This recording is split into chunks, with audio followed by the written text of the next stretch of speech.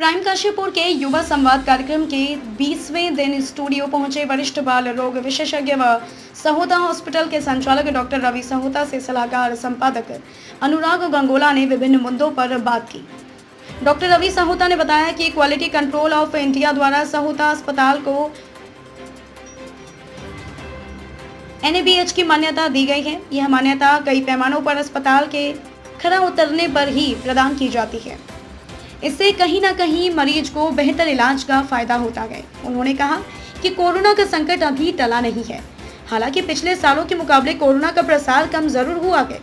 उन्होंने कहा कि यह भारत सरकार के टीकाकरण कार्यक्रम की सफलता का नतीजा है कि कोरोना के मामले कम आ रहे हैं। उन्होंने लोगों से भीड़भाड़ वाले स्थान में मास्क जरूर पहनने की अपील की। बदलते मौसम में बच्चों को फ्लू का खतरा बताते हुए उन्होंने निमोनिया और फ्लू का टीकाकरण कराने की सलाह दी। दिवाली के दौरान आतिशबाजी करते समय यदि बच्चा झुलस जाए तो डॉक्टर रवि सहोता ने बताया कि झुलसे हुए स्थान पर तुरंत ठंडा पानी डाला जाए। इसके अलावा उस स्थान पर बरनोल लगाया जाना चाहिए। जरूरत पड़ने पर तुरंत चिकित्सक की सलाह लेनी चाहिए। युवाओं को संदेश देते हुए उन्होंने कहा कि युवाओं को अपनी सेहत का भरपूर ध्यान रखना चाहिए। इसके अलावा उन्हें शराब और धूम्रपान से दूरी बनानी चाहिए। उन्होंने युवाओं को अभी से बचत योजनाओं का रुख करने की सलाह दी। डॉक्टर रवि ने युवाओं को प्रोटीन के नाम से बिक रहे विभिन्न पाउडरों से बचने का आह्वान भी किया। प्राइम काशीपुर के युवा संवाद कार्यक्रम में मैं अनुराग गंगोला आपका स्वागत करता हूं। आज स्टूडियो में हमसे खास बातचीत के लिए मौजूद हैं वरिष्ठ बाल रोग विशेषज्ञ डॉक्टर रवि सहोता। मैं इनका बहुत बहुत स्वागत करता हूं। धन्यवाद। मैं कुछ सहोता अस्पताल के संचालक हैं आप डॉक्टर रवि सहोता। कुछ थोड़ा सा मैं बताना चाहूँगा सहोता हॉस्पिटल के बारे में। यहाँ आपके छोटे भाई doctor Gopal Sahota neuro physician हैं। आपकी पत्नी गायनेकोलॉजिस्ट हैं। हाल ही में क्वालिटी कंट्रोल ऑफ इंडिया की तरफ से आपके हॉस्पिटल को NABH की मान्यता प्राप्त हुई है। ये कई पैमानों पर खरा उतरने पर ही किसी अस्पताल को NABH मान्यता देता है, जो कहीं ना कहीं मरीजों के हित में जाता है। मैं बात सबसे पहले डॉक्टर साहब से जानना चाहूँगा ये NABH के बारे में थोड़ा सा विस्तार से हमारे ऑडियंस को बताएं। देखिए, NABH national accreditation board of hospitals का क्वालिटी कंट्रोल ऑफ इंडिया का एक संस्था है और इसके लिए आपको अप्लाई करना पड़ता है। और जब हमने अप्लाई किया था, हमने करीब 6 स्पेशलिटीज़ में अप्लाई किया था और हमें खुशी है ये बताने में, सबसे डिस्कस करने में कि हमारा हॉस्पिटल इसमें खरा उतरा है और हमें NABH एक्रेडिटेशन मिल गई है। और basically quality control of India आपको बहुत सारे पॉइंटर्स देता है, बहुत सारी पैमानों पे आपको नंबर्स देता है और उसके फिर NCs होती हैं। जब नॉन कंप्लायंस आती हैं तो फिर आपको उनको नॉन कंप्लायंसेस को क्लियर करना होता है। अल्टीमेटली पेशेंट का ही बेनिफिट होता है इसमें। और इसमें देखा जाता है कि डॉक्टर्स जो आपके हॉस्पिटल में उनकी योग्यता कितनी है। वो जब ट्रीटमेंट देते हैं तो ट्रीटमेंट चार्ट NABH एक्रेडिटेड तरीके से है कि नहीं है। जब इमरजेंसीज होती हैं, आपका स्टाफ है वो क्वालिफाइड है कि नहीं है। इसके अलावा जो ड्रग प्रोटोकॉल्स होते हैं, इसमें कुछ कोड्स भी होते हैं, तो उसके हिसाब से उनकी आपकी स्टाफ की ट्रेनिंग भी होती है। तो अल्टीमेटली हमारा हॉस्पिटल पहला हॉस्पिटल है काशीपुर में जिसमें NICU और न्यूरो ट्रॉमा और मैटरनिटी में जिसको NABH एक्रेडिटेड है। बहुत बधाई सर आपको। सर, दूसरा मेरा प्रश्न आपसे, कोरोना का खतरा इस समय कितना कम और कितना ज़्यादा है? लोग अचानक से बाजारों में भीड़ दिखने लगी है, मास्क कर रहे हैं, बच्चों का वैक्सीनेशन अभी प्रॉपर शुरू नहीं हुआ है। थोड़ा सा इस बारे में थोड़ा विस्तार से बताइए। देखिए, कोरोना का खतरा अभी बरकरार है और हमारे को ढील नहीं बरतनी है। वैक्सीनेशन ड्राइव बहुत अच्छा चला है इंडिया में, पर मेरा एक मानना है कि स्कूल स्टार्ट करने से पहले जो 2 साल से 18 साल के बच्चे हैं उनको कोरोना वैक्सीनेशन होना चाहिए था। चाहे फेज वाइज में होता, पहले 11वीं 12वीं के बच्चों को हो जाता, फिर उसके बाद में 9वीं 10वीं क्लास के बच्चों को हो जाता, धीरे धीरे करके बच्चों को कवर कर लिया जाता तो अच्छा रहता। थोड़ा त्यौहार का मौसम चल रहा है इस टाइम हिंदुस्तान में जिसकी वजह से हम लोग थोड़ी ढील बरत रहे हैं। मेरे ख्याल से मास्क तो हमें लगाकर जाना ही चाहिए भीड़ भाड़ वाले इलाके में, और अगर आपको खांसी है तो आप बाहर ना निकलें। अगर किसी को खांसी जुकाम हो रहा है तो उस व्यक्ति से थोड़ा सा दूरी बना के रखें। कोरोना का खतरा उतना नहीं है जितना पिछले साल था या जून जुलाई में था, क्योंकि वैक्सीनेशन ड्राइव बहुत अच्छी हो गई है। बट यस, अभी खतरा बरकरार है, हमारे को ढील नहीं बरतनी है। और बच्चों को वैक्सीनेशन, जो कि भारत सरकार ने कुछ वैक्सीनेशन को मान्यता दे भी दी और बहुत जल्दी स्टार्ट भी होने वाला है। आपके हॉस्पिटल में भी शायद बच्चों को वैक्सीनेशन शुरू हो गया है क्या? नहीं, वैक्सीनेशन अवेलेबल है, बट चूंकि अभी भारत सरकार का पोर्टल नहीं खुला है, तो अभी वैक्सीनेशन पोर्टल पे नहीं चढ़ पा रही है। तो अभी जब तक भारत सरकार का पोर्टल नहीं स्टार्ट होता है तब तक वैक्सीनेशन बच्चों को नहीं किया जाता। अच्छा सर, दूसरा दिवाली का पर्व नजदीक है, जाहिर सी बात है पटाखों आतिशबाजी खूब होती है, तो ये प्रदूषण भी फैलेगा, तो इसमें क्या सावधानी, क्या एहतियात बरतने चाहिए? कभी बच्चा जल जाए, झुलस जाए, या कोई खांसी का उसको एलर्जी है धुएं से? देखिए, एज अ डॉक्टर अगर आप मेरे से बात करें तो मैं कोई भी कंट्रोवर्शियल बात नहीं करूंगा कि पटाखे चलाने चाहिए या नहीं चलाने चाहिए। कुछ लोग ग्रीन क्रैकर्स की बात करते हैं। मेरे इसमें जानकारी बहुत लिमिटेड है कि ग्रीन क्रैकर्स इन कंपैरिजन जो नॉर्मल क्रैकर्स होते हैं, क्योंकि वो शायद धुआं कम बनाते हैं, तो इसलिए मैं इसमें बहुत ज़्यादा कंट्रोवर्शियल बात नहीं करूंगा।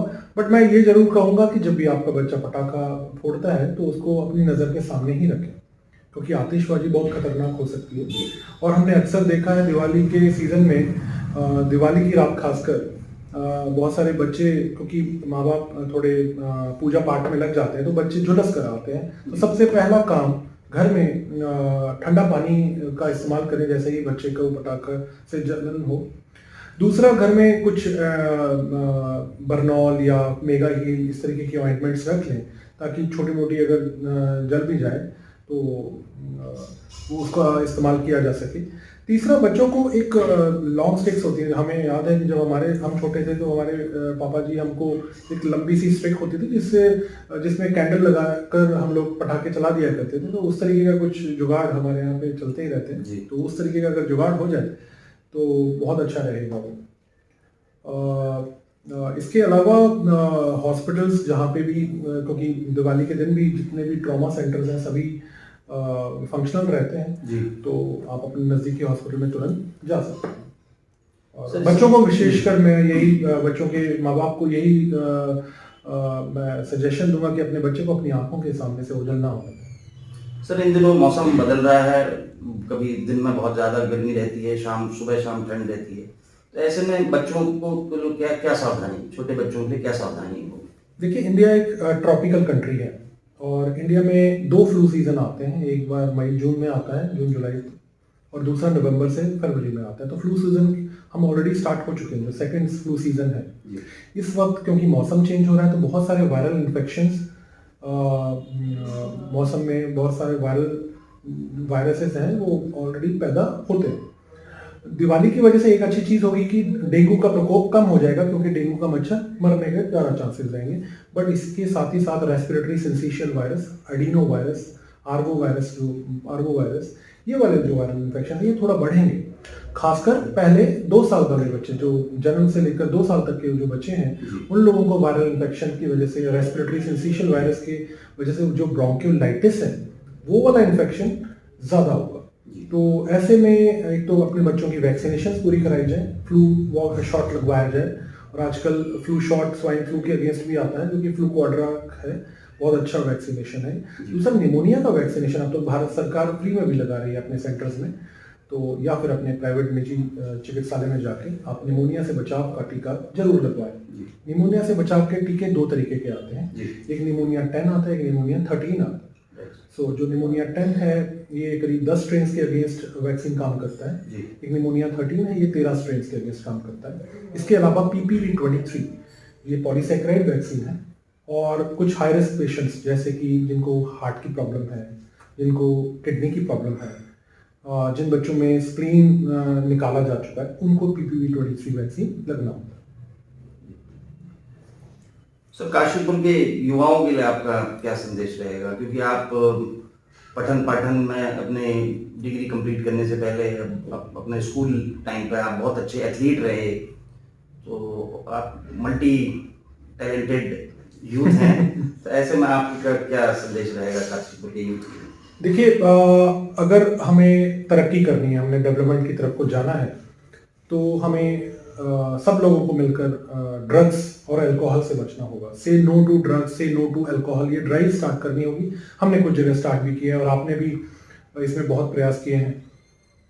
दूसरा, जो आपने बिल्कुल सही कहा कि एथलेटिक्स, स्पोर्ट्स जो है, स्पोर्ट्स जब आपकी सोसाइटी में आता है तो एक तो ड्रग्स और अल्कोहल से बच्चों को बचाता है, दूसरा आपको बीमारी से लड़ने की शक्ति देता है। देखिए, कोरोना के काल में जिन लोगों को, जो लोग स्पोर्ट्समैन थे, जो लोग वॉक करते थे रेगुलर, या रनिंग करते थे, या योगा करते थे, एक्सरसाइज करते थे, उन लोगों को कम दिक्कत आई ऐसे लोगों के मुकाबले में जो लोग थोड़ा सा शारीरिक व्यायाम वगैरह नहीं कर रहे थे। तो यस, स्पोर्ट्स के प्रति अपनी जागरूकता को बढ़ाना होगा। हमारे यहाँ स्टेडियम में तो हर व्यक्ति जा ही सकता है, इसके साथ में हाईलैंडर्स एकेडमी है, संजय ठाकुर जी ने बहुत अच्छी एक एकेडमी स्टार्ट की है, जहाँ पे क्रिकेट, बैडमिंटन और कुछ लोग वहाँ पे लॉन टेनिस वगैरह भी स्टार्ट होने वाला है बहुत जल्दी, तो वहाँ पे जाकर ये चीज़ें सीख सकते हैं। दूसरा, मेरा यूथ को एक सलाह रहेगी कि आप अपनी हेल्थ में इन्वेस्ट करें, हेल्थ इंश्योरेंस जरूर खरीदें। दूसरा, अगर आप 18-19 साल के हैं, 20 साल के हैं, तो आप अपने लिए, चाहे वो 10 रुपये या चाहे 50 रुपये या 100 रुपये से ही इन्वेस्टमेंट स्टार्ट करें, फ्यूचर इन्वेस्टमेंट स्टार्ट करें। और बहुत सारे फाइनेंशियल कंसल्टेंट्स अवेलेबल हैं। जितना जल्दी आप अपने लिए इन्वेस्टमेंट स्टार्ट कर देते हैं फ्यूचर को मद्देनजर रखते हुए, उतना जल्दी आपको रिटर्न्स आना स्टार्ट हो जाता है। तो और थोड़ा आपको पैसे के बारे में जानकारी भी मिलना स्टार्ट हो जाता है। हेल्थ इंश्योरेंस तो मैंने बता ही दिया कि बहुत इंपॉर्टेंट हो जाती है आने वाले समय में। इसके अलावा आपको प्रेजेंट सिनेरियो के बारे में सजग रहना बहुत ज़रूरी है, आपके आसपास में क्या हो रहा है। और एक और मैसेज है कि रिलीजन को लेकर और पार्टियों को लेकर आपस में सोशल नेटवर्क पे मतभेद ना रखें। नेता लोग तो आते जाते रहेंगे, आप लोगों ने एक साथ में रहना है, कोई ऐसा वाकया ना हो जाए कि एक दूसरे के साथ में बैठना मुश्किल हो जाए। सो पॉलिटिकल व्यूज़ थोड़े डिफरेंट हो सकते हैं आपके पर्सनल व्यूज़ से, तो उसको आप सीरियसली ना लें।